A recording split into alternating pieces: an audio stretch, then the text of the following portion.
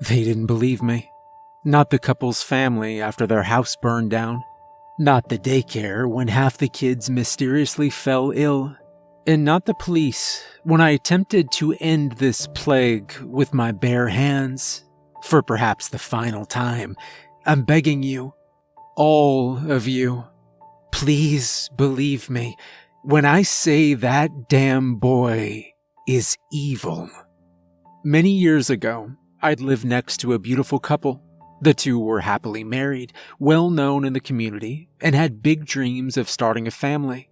When the day finally arrived to present their beautiful baby boy to the world, everyone was ecstatic. For a time, I was one of those people giving them congratulations and proclaiming to treat that young boy as if he were part of my family.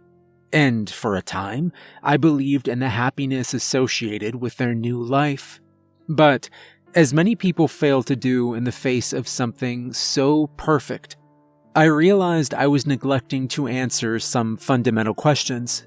Namely, when exactly was this baby born? Surely there had to have been a date or a hospital where this child had come into the world. And yet, I couldn't remember exactly when the baby arrived. As far as I could remember, there was no talk of the mom giving birth at the hospital or rumors of a large family gathering at his birth. No, I recalled us simply showing up to the young couple's house one day where they had a baby in hand. But home births happen. Maybe they preferred it that way. Still, there was something else bothering me. For there to be a birth, there had to be a pregnancy. The more I thought about it, the more I realized I hadn't seen the wife show any signs of pregnancy for the last 9 months, and neither of them had mentioned they had a child on the way. Adoption was an option, but the couple had adamantly said for years that they wanted a child that they gave birth to. Yet, when I'd bring up these concerns to people around town, I was always met with looks of confusion. This, along with a strong belief that the young couple had indeed given birth, there was a pregnancy, and they remembered the announcement vividly. I'd counter with evidence that there were no pictures of the pregnant wife and the lack of official birth records online. But it didn't seem to matter. People were convinced. I mean, how could they not be? The baby was there. He has his eyes and his ears, they would say. It was a rainy day in October. As I'm getting ready to leave for work, the baby stares at me from the window. I'm not sure how or why he was there, but the look in his eyes is one of intense focus. Admittedly, it gave me a profoundly eerie feeling. There was a deeper level of contemplation that shouldn't have been there for a kid his age. He didn't have the look of a child attempting to figure out why all these funny shapes were moving around him. No, he was far beyond that. I could see in his eyes that he was plotting. I shook it off for the drive to work, but my confusion came on strong when I arrived. The day's activities were a footnote to the unshakable dark feeling I'd carried with me since that morning. I couldn't know what to expect, but my fear of something awful happening was realized when I got back. What was once a lovely family home was ablaze. Years of happiness adding fuel to the roaring flames. The tears of the neighborhood were drowned out by the yells of first responders and sirens. A truly chaotic scene was unfolding before our very eyes. Despite it all, the hardest-hitting moment would come long after the fires were tamed. It came in the form of a press release from the local police. The young couple was dead. Their bodies were found in each other's arms, charred beyond recognition. The cause of death was later determined to be asphyxiation from the smoke. A miasma of sadness hung in the atmosphere for months. All of us were profoundly hurt by the tragedy and looking for answers. Why did this happen? How could this happen? But, in my own sadness, I'd again neglected the critical question, what happened to the baby? There was no third reported body found. No update in the news even referenced a child that was being looked for. I tried asking around, but I got the same response every single time. What baby? Everyone I spoke to insisted that the couple never had a child, which was supposedly a significant factor in why this was so sad. There was apparently nothing to continue their memory. A complete 180 from the narrative just weeks prior. There was no way I just imagined this. There definitely was a child. People did know of his existence. And now, after the family passes, there's nothing? I did some digging on social media, and even searches for pictures of the couple with the child returned nothing. Over time, I'd convinced myself that there must have been a massive misunderstanding. However illogical my rationale, it was more comfortable to believe than the alternative. Some months pass, and one of my close friends asked if I could take their son, Roz, to daycare because they had to be extra early for a meeting at work. I was happy to help. The morning I had Roz checked in, a woman bumps into me at the door as I'm leaving. Before I could say anything, she was already hurriedly asking where she can register her son, Gordon, and if it was too late. I wanted to explain that I didn't know much about the daycare and that I was just dropping off my friend's kid, but I froze for a moment when I saw the young boy behind her. I'd never seen this woman or her child before in my life, and yet I recognized that kid, or at least he looked like someone I knew. In a flash, it all came back to me. The young couple, the fire, everything. That young boy had the face of that missing baby, only aged up a couple years. Those dark, calculating eyes penetrated deep into my psyche, and I could feel sweat start to form on my brow. At that moment, I recognized I legitimately feared this kid. The woman gave me a bewildered stare as I stood silently contemplating all of this. With a simple, "Excuse me," I moved past her out of the building. I sat in my car in disbelief of another impossibility. If that was indeed the same child, he'd aged at least 3 years in the span of a few months. For my own sanity, I landed on the notion that the two simply looked incredibly similar and that there wasn't a real reason to stress about it.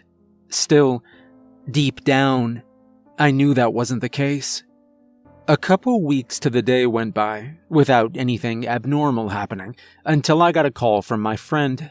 They were in tears, and eventually, as I got them to calm down, I came to understand why.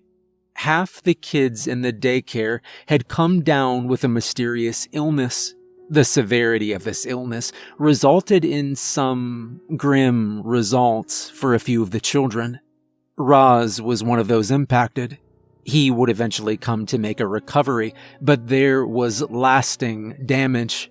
As far as the daycare and medical personnel could trace it, it seemed that a kid who showed mild symptoms a couple of weeks prior was ground zero.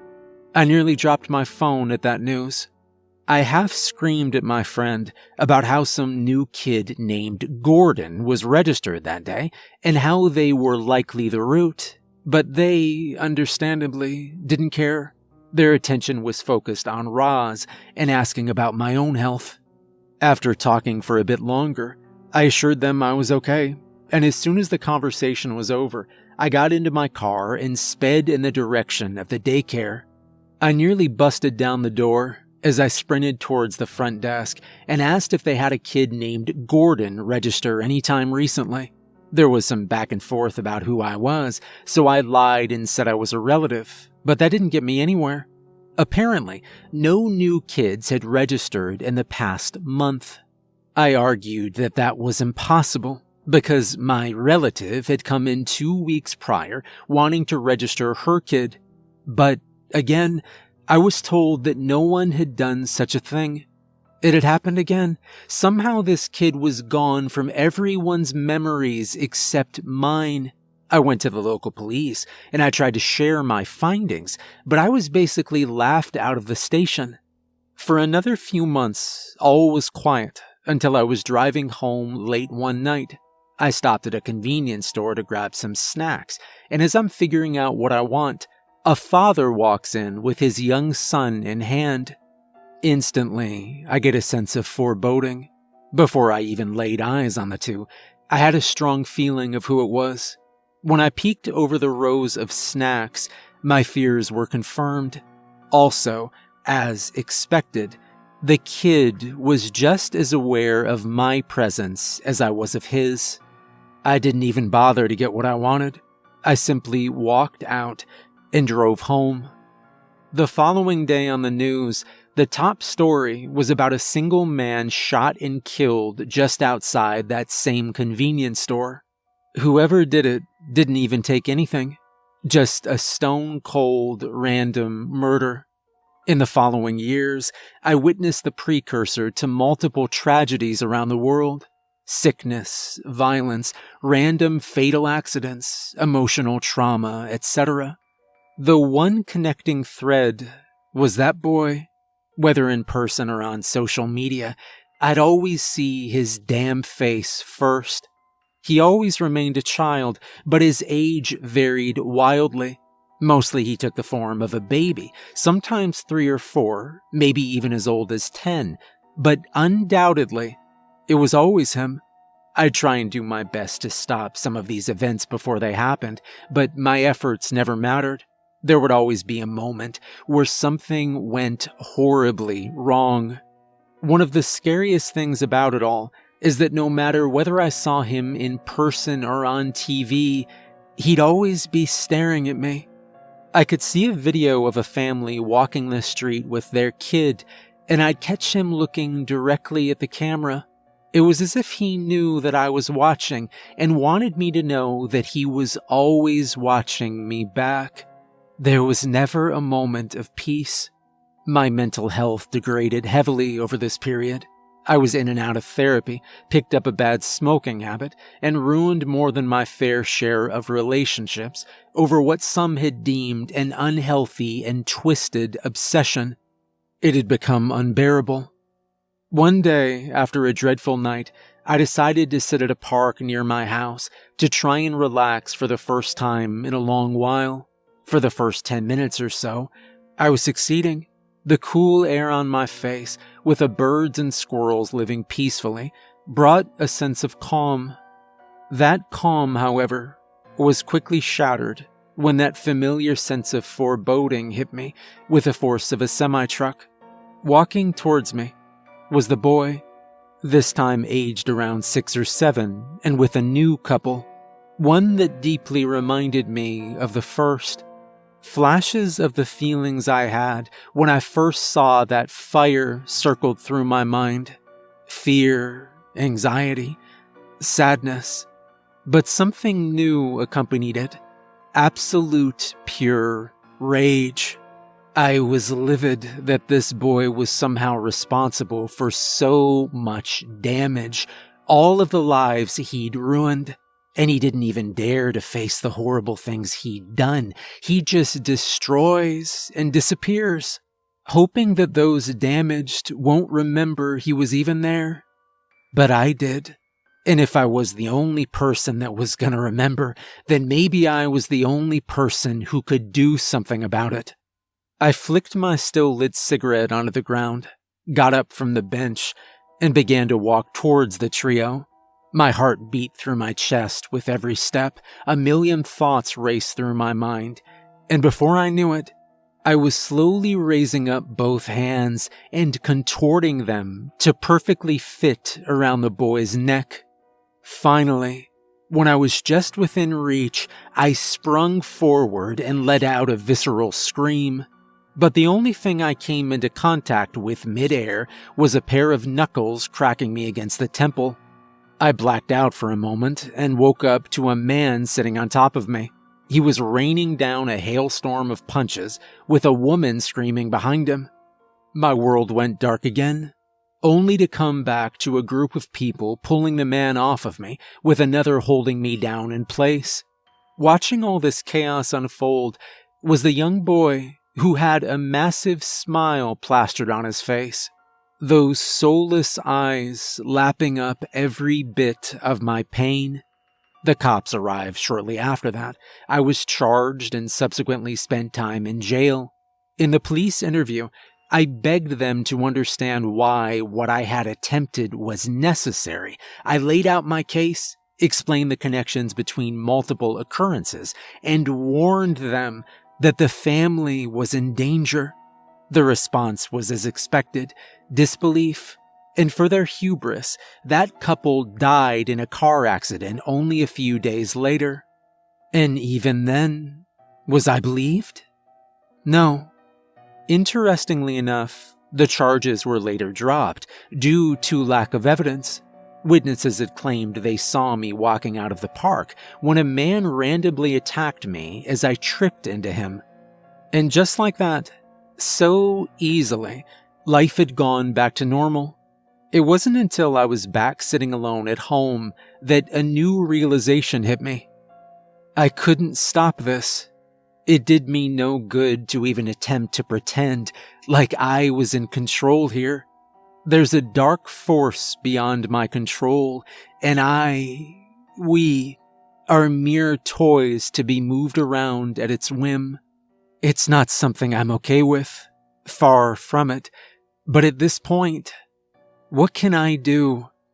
All I can try to do is live a good life regardless of what I know is coming, and for a solid time, I did that to the best of my ability. This coincided with a lack of seeing that boy in any form. For a time, I thought I could actually say that I was happy. Much in my life had gone right, and then like a ghost from the past, he walked into my life again, this time in a form I had never seen previously. He was grown, or at least as much as I'd seen him grow. He was perhaps in his late teens, but those dark, hateful eyes remained and were the unique identifiers aside from the remnants of the familiar face. I only saw him briefly in a crowd of people, but his presence was undeniable, much like the knot growing in my stomach was. He appeared as though he'd been watching me for a while, waiting for me to make eye contact, and as soon as I did, he left. To this point, nothing bad that I know of has happened, though I get the feeling that something awful is coming. Maybe something that goes beyond a small family or one person. Perhaps something that involves all of us. I don't know. And not knowing scares me. So, I write this as a direct warning. If in your life you see a child you feel is off, or if any of you notices a kid's placement in someone's world doesn't quite fit with what makes sense, maybe you even sense an abnormal level of hate emanating from what should be an innocent kid, then remember these words. Don't trust the boy.